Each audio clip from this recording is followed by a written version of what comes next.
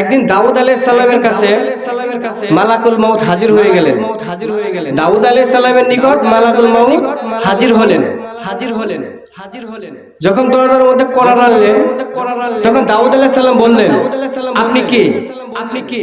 তখন মালাকুল মউত বলল, আমি এমন একটা ব্যক্তি যেগুলো রাজা বাদশার আদেশ মান্য করি না, আমি কারো কথা মান্য করি না, আমি কারো অর্ডারের অপেক্ষায় থাকি না।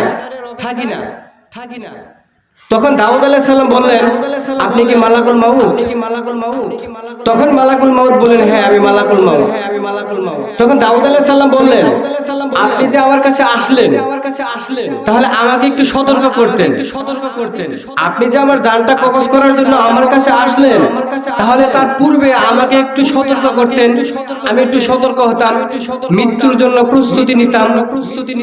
এই কথা দাউদ আলাইহিস সালাম যখন বললেন, তখন মালাকুল মউত বলল যে দেখেন তো আপনার আশেপাশে আপনার প্রতিবেশী আপনজন যারা কিছুদিন আগে ছিল দেখেন তো আপনার পাশে কোনো মানুষ ইন্তেকাল করেছে কিনা, মারা গেছে কিনা।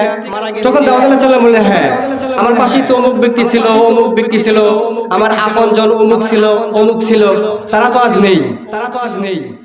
তখন মালাকুল মউত বললেন যে আপনার আপনজনের মধ্য থেকেই যারা দুনিয়া থেকে চলে গেল, তাদেরকে দেখেও কি আপনার প্রস্তুতি নেওয়ার সুযোগ ছিল না? আপনার আপনজন যারা আপনার নিকট থেকে ইন্তিকাল করে চলে গেলেন, মারা গেলেন, এদেরকে দেখেও কি আপনার প্রস্তুতি নেওয়ার সুযোগ ছিল না? তখন দাউদ আলাইহিস সালাম বলেন, হ্যাঁ আমার তো প্রস্তুতি নেওয়ার সুযোগ ছিল।